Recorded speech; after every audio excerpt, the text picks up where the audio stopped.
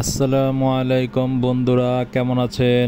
আমি শিহাব আপনাদের সাথে আছি। আজকে 300 ফিট থেকে আসার সময় কুড়িল অংশের মধ্যে দিয়ে বনানী মহাখালীতে প্রবেশ করলাম। তো কুড়িল অংশের এইখান দিয়ে এই জায়গাটা খুব ঝুঁকিপূর্ণ, কারণ গাড়িগুলো অনেক জুড়ে আসে। এই যে দেখুন বাইক কীভাবে ঢুকে, আবার ওই পাশ থেকে ঢুকে।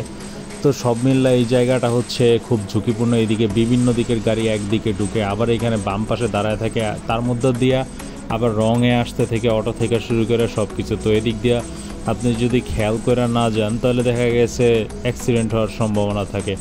ওই যে সামনে হচ্ছে বনানী, তারপরে মহাখালী যাওয়ার যেই ফ্লাইওভারটা, সেই ফ্লাইওভার। এই যে দেখুন রিক্সাওয়ালারা কীভাবে এসে পড়ে, আবার ওই পাশ থেকে ওই যে সিএনজি ঢুকে যাব। তো এইভাবে প্রচুর খেয়াল রেখে এই ফ্লাইওভারের মধ্যে উঠতে হয়। ওইখান দিয়ে আবার এয়ারপোর্ট যাওয়ার লেন আছে।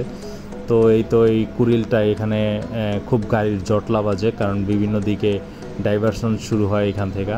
তো এই ফ্লাইওভারে উঠে গেলাম। ফ্লাইওভারটা চিকন, এই রয়্যাল এনফিল্ড দেখা যাচ্ছে। এখন রয়্যাল এনফিল্ড প্রচুর পরিমাণে দেখা যায়, রাস্তায় বের হইলেই দেখা যায়। তো বোঝাই যাচ্ছে মানুষ কত আগ্রহ নিয়ে এটা আর কি কিনছে বা চালাইতেছে, মানুষ তাদের শখ পূরণ করছে। আর এই যে ফ্লাইওভারের মধ্যে প্রত্যেকটা জোড়ায় জোড়ায় এই যে এরকম ঝিকঝিক লাভ দিয়ে উঠে, মানে এই জায়গাটা ফিনিশিং দিতে পারে না কেন, আপনারা জানলে একটু জানাইবেন।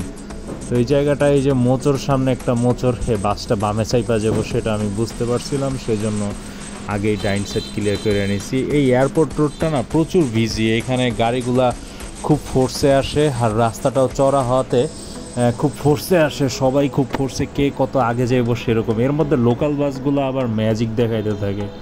যেমন দেখুন এই যে সামনে যেই স্টপেজটা কুর্মিটোলা হসপিটালের অপোজিটে, তো এইখানে এই ট্রাকটা সুন্দর তার লেনে যাইতেছে, আমিও বাম পাশে যাইতেছি, কিন্তু হঠাৎ করে দেখেন ওই বাসটা একদম ঢুকাই দিছে। তো কোনো রকম এই যে আমরা পার্কাইটা বেরোইছি, তো মানে ওদের জন্য যে সরকার কত আইন কত সিস্টেম আবিষ্কার করতেছে, কিন্তু কোনো সিস্টেমেই কোনো কিছুতে কাজ হইতেছে না। আর এই বিটগুলো দেওয়া, যে এখানে 2-3টা বিট আছে, তো স্পিড বিট, তো ওইখানে আমি স্লো করলাম, কিন্তু দেখা যায় পাশের গাড়িগুলা বাইকগুলা ধুম ভিটের ওপর দিয়া একদম চলে যায়। পিছনে যে পিলিয়ন লাভ দিয়ে আকাশ উঠা যায়, আবার নাইমা যায়। মানে ওনারা স্লো করবো না, ওই যে দেখেন একদম এটার উপরে দেওয়া যাওয়া, একদম স্পিডে, ফুল স্পিডে যাওয়া লাগবে সবার। তো কমফোর্টলি রাইড করতে হইলে কে আগে গেল কে পরে যেতেছে ওইটার দিকে ফোকাস করা যাবে না, তাহলে আপনি কমফোর্টনেস থেকে বের হয়ে যেতে হবে, তখন রিস্কে চলে যেতে হবে। আবার যখন ফাঁকা রাস্তা তখন তো গতি তুলাই যায় সেফটি মেনটেন করা।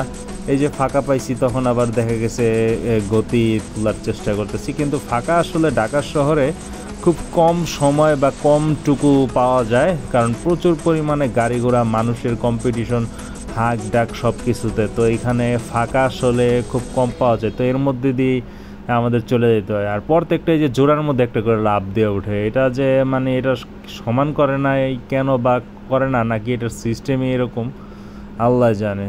তো আমরা কথা বলতে বলতে আর্মি স্টেডিয়ামের সামনে দিয়ে ক্রস করতেছি। ওই বনানীর যেই সিগন্যালটা, ওই সিগন্যালের জ্যাম, এইখানে সামনে সিগন্যালের জ্যাম আছে।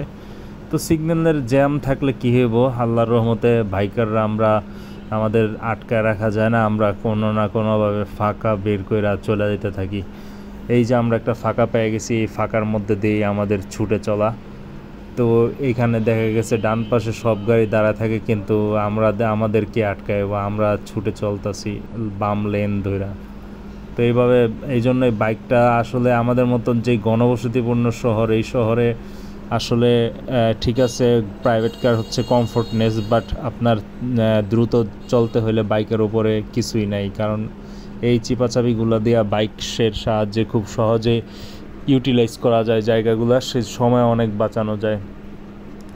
তো আমরা এইখান দিয়ে ছুটে চলতেছি, সিগন্যালটা ছাড়ছে, এই জন্য কে কার আগে যাইব সিগন্যালটা ক্রস করার জন্য। তো সেই তো ছুটে চলা, গাড়িটা আমারে দেখেন চাপ দিয়ে দিছে, কিন্তু আমি তো সতর্কভাবে চালাই। ও চাপ দিয়া আমাকে বেশিক্ষণ আটকে রাখতে পারবো না, কারণ বাইক তো বের হয়ে যাবো কোনো না কোনোভাবে। আমরা ফুটপাতে ওঠা ঠিক না, আমাদের অনেক বাইকার উঠা যায়, এটা কোনোভাবেই ঠিক না, এটা একটা অপরাধ। তো আশা করি সবাই নিয়মকানুনগুলো মেনটেন করে বাইক চালাবেন, আর এই তো সাবধানে চালাবেন, কারণ সময়ের থেকে জীবনের মূল্যটা অনেক বেশি।